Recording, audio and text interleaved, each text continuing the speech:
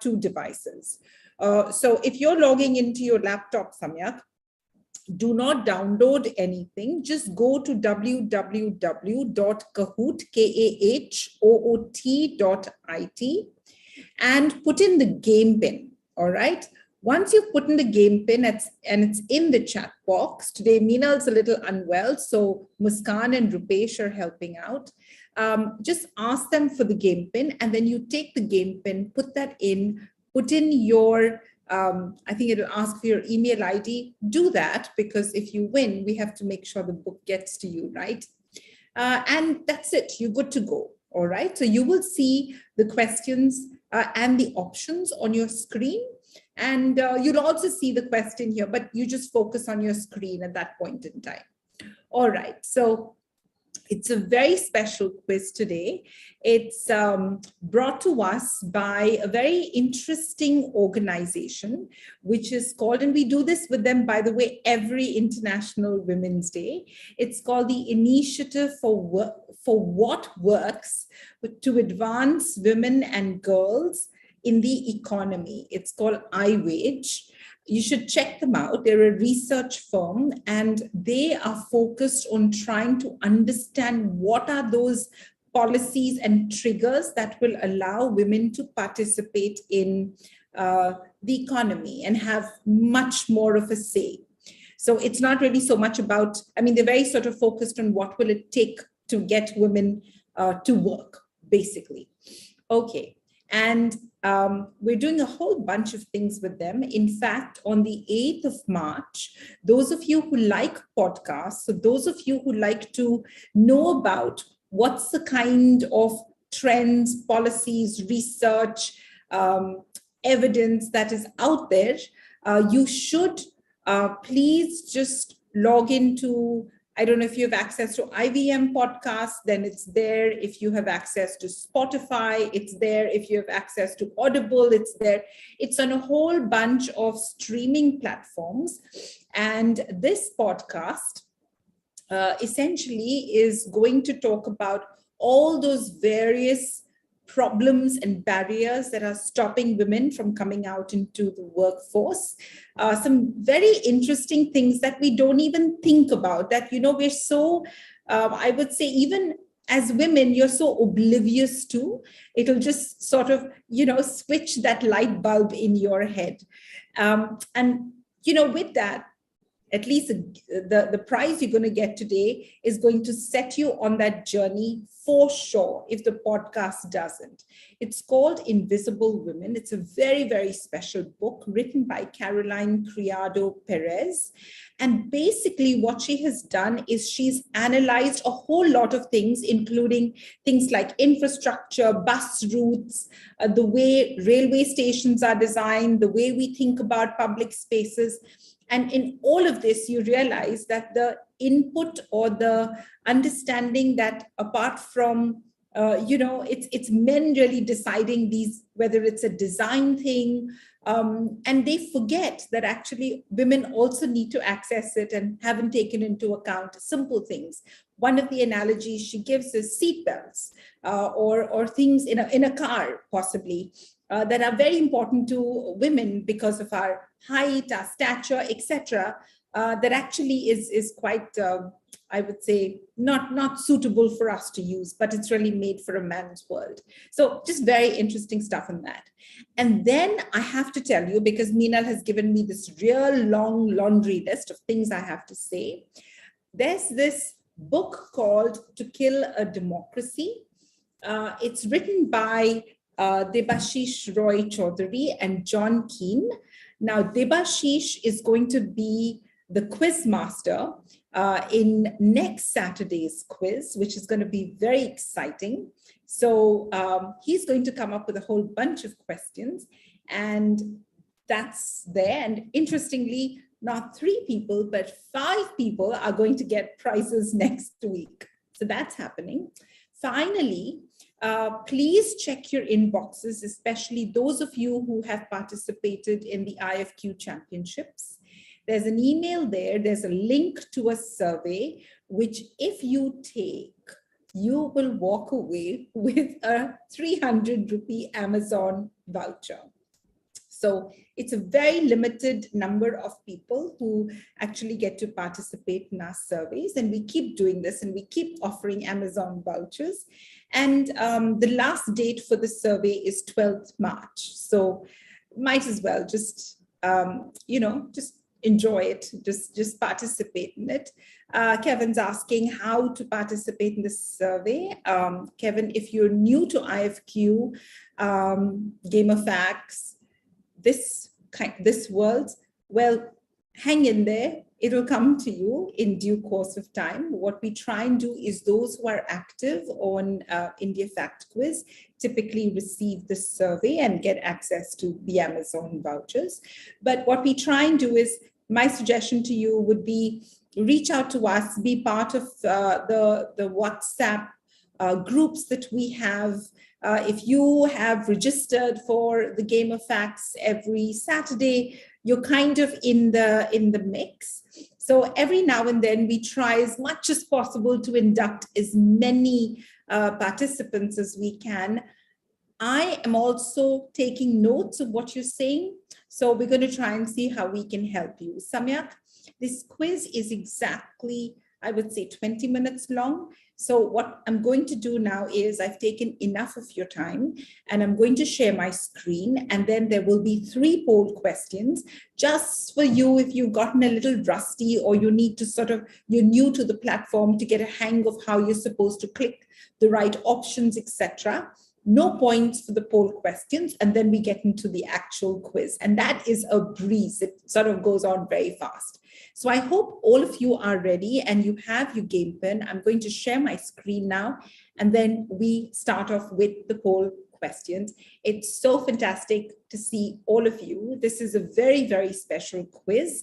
It's really trying to ask that difficult question of where is the Indian woman and what is her place in the workforce? If India has to progress, we have to get our women out there and we have to get them back to work. It's easier said than done, but something that we can't afford to wait on for any longer. So good evening, Dipankar. So nice to see you. Pradunma is here. I'm seeing you after quite some time, but welcome. Hi, Shri Harshita, Parisha, Kevin, Kartikeya, Rohit, Dipali, Satyam, Danny, Aman, Anika, Rajiv. Rajiv is here to claim one more prize, I think. I think you've got pretty much a decent sized bookshelf going for you. The Chabra family, welcome, welcome, welcome. I think we'll be seeing you very soon in Delhi. We'll come out with those details a little later. I think it's going to be end of March. We want to have a little prize distribution for our IFQ championship winners. Bharat, Dev, everybody, welcome. And I'm now going to start with the poll questions. So here we go. Again, no points for this. This is just for you to get a little comfortable with the format. And we have the first one coming up. Pink is for girls and blue is for boys. Is this stereotyping, or do you think this is an outdated concept which is reinforced by the media? Or do you think mothers are to blame for this? You know, we're the ones who do this. Or do you think actually this is true? It is a fact. You have seen girls gravitate to pink and boys gravitate to blue. Okay, so we're a very intelligent bunch here. Most of us feel it's stereotyping. And then we feel that, yes, this is an outdated concept, but media keeps on and on pushing it in. And actually, if you do a Google search or you look at any of the images around, there is that they push you into these 2 buckets of pink and blue. I think the last of us want, or the least number of us want to blame our mothers. But yeah, we mothers are no better, you know, we kind of just, you know, naturally reach for either. We like, I don't know, the differentiation comes naturally. And 9 of us think it is true, it is a fact. I I hear you. And sometimes I feel almost like it's hardwired in us. Why do girls just reach out for the Barbie and the frilly dresses and all the Princess Jasmine and, all of those costumes and stuff, and boys go for something else? It's kind of one of those things that are baffling, but one of those things we need to be a little aware of and try to make it normal for everybody and normalize everything for everyone. But yeah, I mean, no wrong answers here. So that's perfectly fine. The next one. Do you agree that women love shopping? And this is multi-select, by the way, women are more emotional in general than men, or men actually are better cooks and women are good at multitasking. Which of these or all of these would you agree with? Okay, so yeah, I think that's a myth that is due for shattering. I think women multitask because we seem to have no other option. There will be some questions on unpaid work and all of that as we go along in the quiz, but you'll see that. And then 13 of us feel that women are more emotional than men. And then we feel that, I love this one. Men are better cooks, possibly than even women. And the least of all, this I absolutely love. I'm going to take a picture of this, that women love shopping. Actually, not all women love shopping. It's really something that we do, but it's not something that we really, really enjoy, given the choice. Okay, very quickly, the last one, no word cloud this time, but the state of Indian women. Things are not so bad for women in India these days, or they're respected and worshipped. Hello, all our goddesses, remember. They're overworked and unhappy, and or you feel like there is more equality and freedom for women. Okay, so the overworked and unhappy is what I'm sure most of you see very closely. And I think all of us are onto something here. So in a sense, we've all set the stage for what is to come. We feel like, yeah, things are not so bad. It used to be worse at one time, but hey, come on, it's not so bad. 11 of us say they're respected and worshipped. And then finally, there's more equality and freedom for women.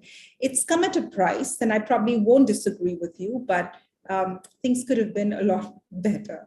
All right. This is fantastic. And thank you all so much every week for participating in these polls. And these are very, very important indicators for us. With that, I think we're ready for today's quiz. You're going to see that it is about gender, but it's not all about gender. It's in this conversation, I think men are equally, if not more important. And therefore, it has to be looked at from a less emotional and a more a space where we're talking about productivity, we're talking about the larger picture, we're talking about women's contribution to the economy, to India's GDP, and what that can actually mean for us as a larger society. So with that, I'm now going to lock the Kahoot, and those who are in are in. And those who aren't will miss you. So jump in very quickly if you want to, and we're going to start the game of facts. So welcome everyone. The first true or false coming up. More women living in urban India are employed compared to women living in rural India. More women in cities have jobs compared to women living in rural and villages. Is this statement true or false?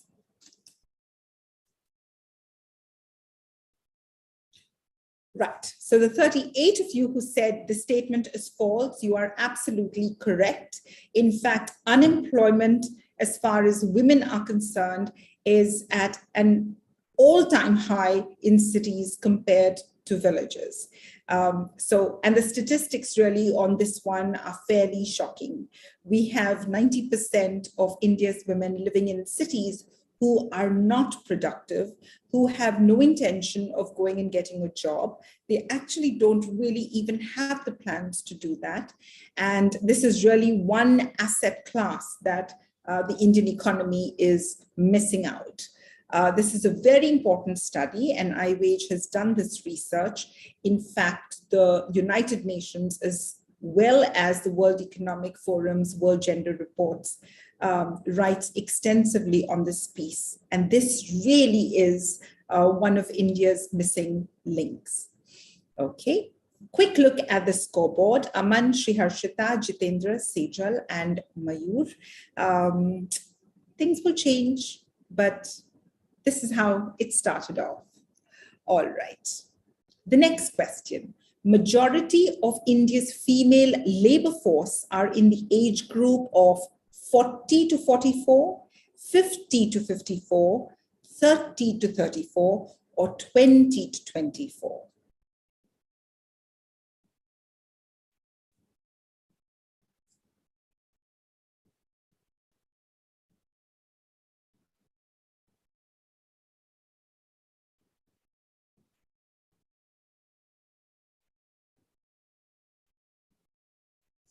So this one is absolutely baffling. But when you look at the data, the age group that are employed in the labor force are in the age bracket of 40 to 44.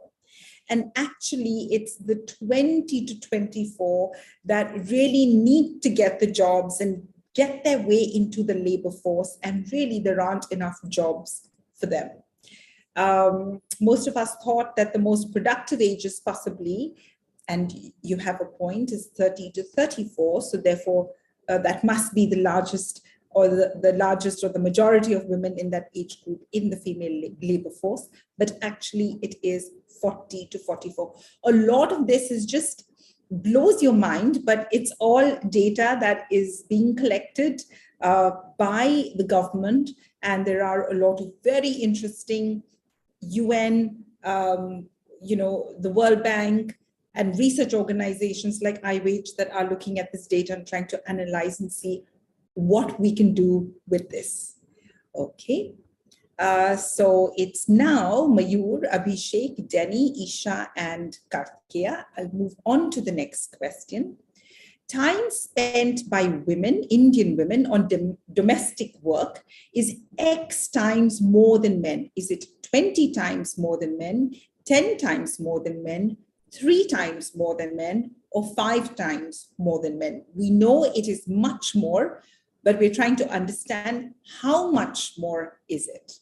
If you can think about your mums at home or your wives at home or family members, it probably will give you a sense. Domestic is cleaning, cooking, etc. 16 if you got that right. I think most of us, and I probably would have gone for 20 times because I really do feel that's how it is. But the actual answer is 10 times more than men are spent in domestic activity. And keep in mind that this does not give any either payment or remuneration or compensation to women. This is all her time in domestic chores that is completely unaccounted for and lost. All right. Okay, Harish, Anuj, Mayur, Abhishek, and Denny. Fantastic. Next. Among 156 countries, India's ranking in World Economic Forum's Global Gender Gap Index in 2021 was, and just take a guess, was it 40, 80, 10, or 140? So it's out of 156 countries. How do you think India fared? If it's a really low number, we're up in the list. And if it's a really high number, we're low on the list. You're absolutely bang on. We are 140 out of a list of 156. I mean, let that sink in. It's just something that I think is a matter of great shame for us. And there are just 16 countries which are, behind us. And we really haven't done very well on 2 specific indicators. One of it is on political participation of women. In fact, in 2021, we saw the highest decline of women in central ministerial positions. And then the economic empowerment part, where really just 22 point, I think it's 6% of women, and it's even dropped further, are in the labor force. So women's participation in labor force is declining. There is no incentive really. I think women are just not interested in holding a job any longer. And that is actually affecting our score on the World Gender Gap. It's making the gap even wider and wider. All right. Denny, Mayur, Adit, Dani, and Karthikeya. It's just so wonderful to just keep taking new names with every question. Okay. Another question. Country with the highest number of women parliamentarians in the world. Of course, they have taken, averaged it with the population, etc.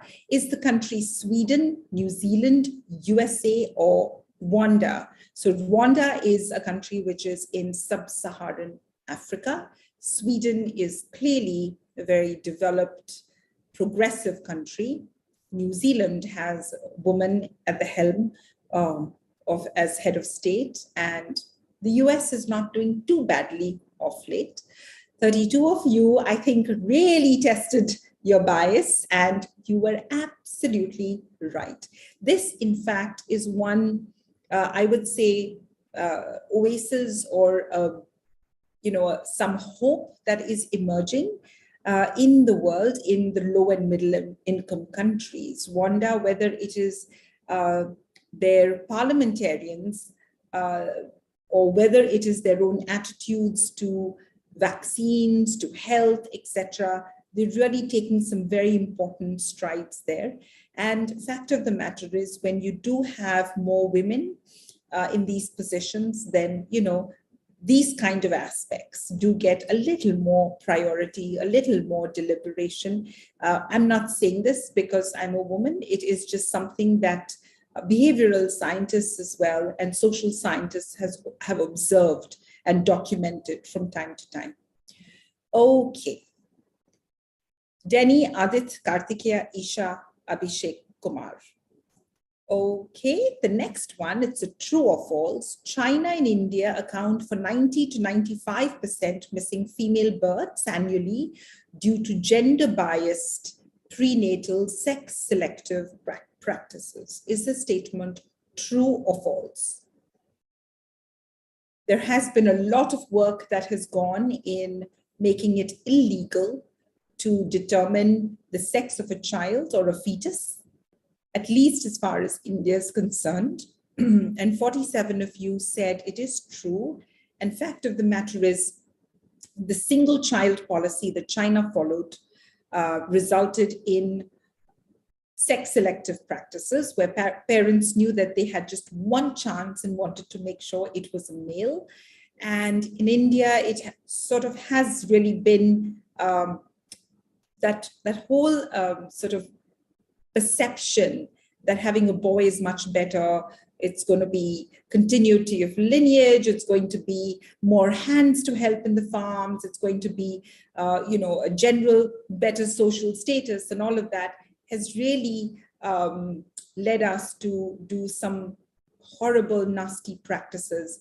And there's going to be a lot of unlearning as far as this is concerned. And India is at some point going to pay a heavy price for this.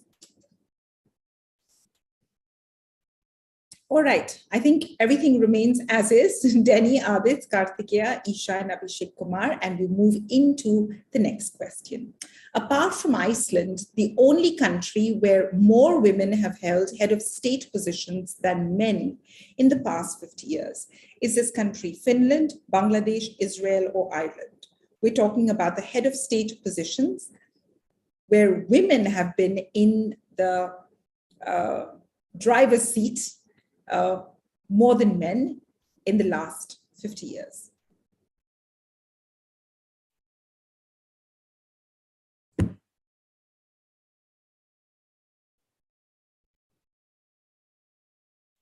So 19 of you said Bangladesh, and you're right. 17 of you said Ireland.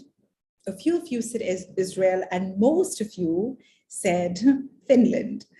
I honestly, hand on heart, would have gone for Finland, but the answer, surprise, surprise, is Bangladesh. In fact, I should say this, but Bangladesh has been, and now I think people are sort of recognizing all of this, that they are actually the runaway success in terms of bringing down infant mortality, maternal mortality, a lot of economic progress. Some of their policies have been extremely effective, especially in the areas of financial inclusion, welfare transfers, etc. We can do that some other day, but yes, the answer is surprise, surprise, Bangladesh. I think that caused an upset, didn't it? Okay, it's Adit, Abhishek, Denny, Kartikeya, and Isha. The next question.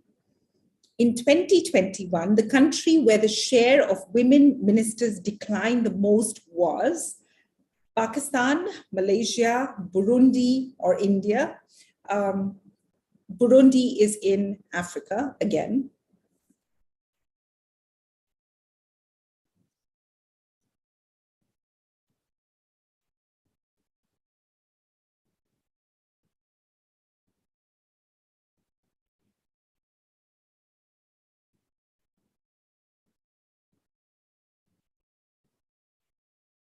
Yeah, I think I kind of hinted towards it. And well, you were listening well, I must say. It is really India where the decline has been the sharpest and possibly the most worrisome.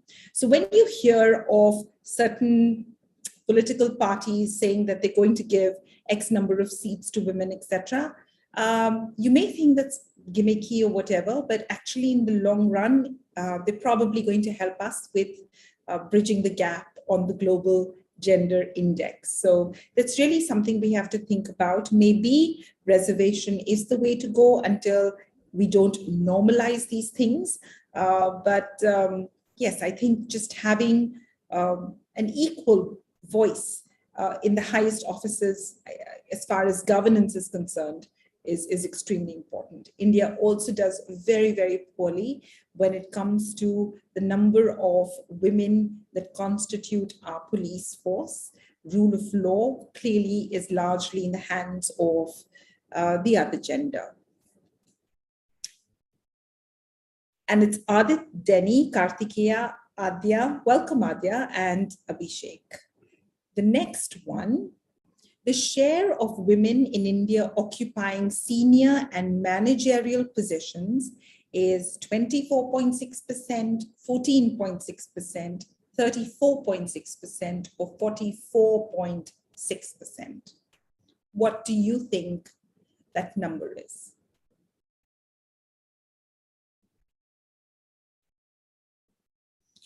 So it is 14.6%, and it doesn't really get any better as they go into the more senior C-suite positions. The numbers don't really look any better.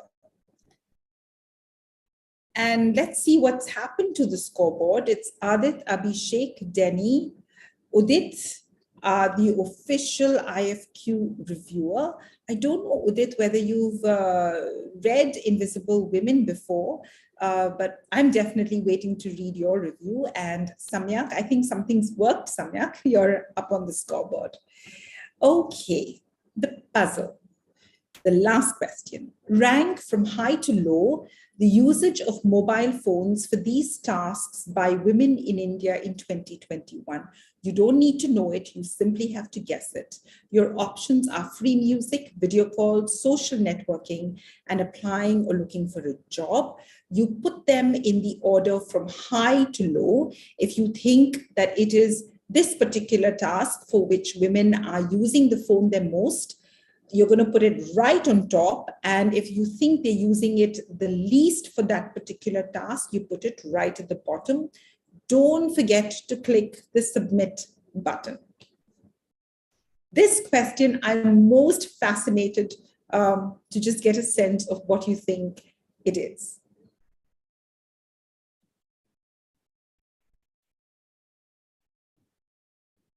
Your bias is actually going to lead you to answer this question.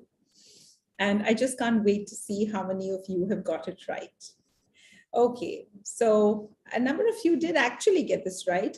The puzzle questions are always hard, so don't beat yourself up on this one. I got this completely wrong, but it is video calls that are number one position, followed by, it's about 34%, by the way, of women who use video calls as their mainstay, followed by social networking, which is used by 28%. Clearly, women also like their entertainment. So free music is about 26%. And applying for a job or looking for a job is just 13%. Now, when we talk about using how women in India in 2021 use their smartphones to access government services, it was just 12%. So this kind of gives you a sense of, how women are also looking for entertainment, for things, for, all those opportunities that a smartphone and technology can bring to your life. So just a little insight. I think it just pretty much is self-explanatory. So with that, I will now go to the scoreboard. 3 of you are going to get the book Invisible Women. However, 5 of you are going to get the prize when you come in next week, and Debashish is the quiz master for that particular quiz. So here we have it, drum roll, and we have the winners of this special quiz today. In the number 3 spot, it's Niharika. In the second spot, it's Abhishek. And in the number 1 position, we have Adit. Congratulations to the 3 of you. And Denny and Udit are the runner-ups. You're going to get Invisible Women. Please don't forget, it's not over. The story is not over yet. You're going to have the Hindi quiz, which will be put up on WhatsApp as well. So please join the WhatsApp group, and we're going to figure out how, we're going to make sure we get more quizzes to you. So with that, thank you all for joining us this week. Thank you so much for participating. Please listen to our podcast. It's an IVM podcast, so it's on all the streaming platforms of IVM. It's called Mind the Gender Gap, and there's this wonderful person called Sunena Kumar, who's really leading the conversation and asking all the difficult questions. So with that, thank you. Have a great rest of the weekend, and have a wonderful International Women's Day, whether you are a woman or not. We're all in this together, and we have to make life a lot better for all of us, right? So we're in this really together, and we have to break biases to go forward. So I'm going to now stop sharing my screen, and I hope I've addressed everyone's questions. If anyone wants to know the data, if anyone wants to know anything, Akhil, I'm so sorry. I'm Riddhish, I'm really sorry. Meenal's a little under the weather, but we're going to make up for the Hindi quiz. So we're going to make sure that she really wanted to come, and she was like, I don't care, I'm not really feeling up to it, but I'll be there. I don't want to miss the quiz. And finally, it was like her voice was just like, she's not in any state to come on, but we'll make sure that we have the quiz on the WhatsApp group. So we'll figure something out. We'll probably have a double bonanza next week, or we'll do something to make it up. But yes, it's just this for today. And yeah, I'm sorry about that, but yeah, we'll make it up to you. So thank you all, and goodbye.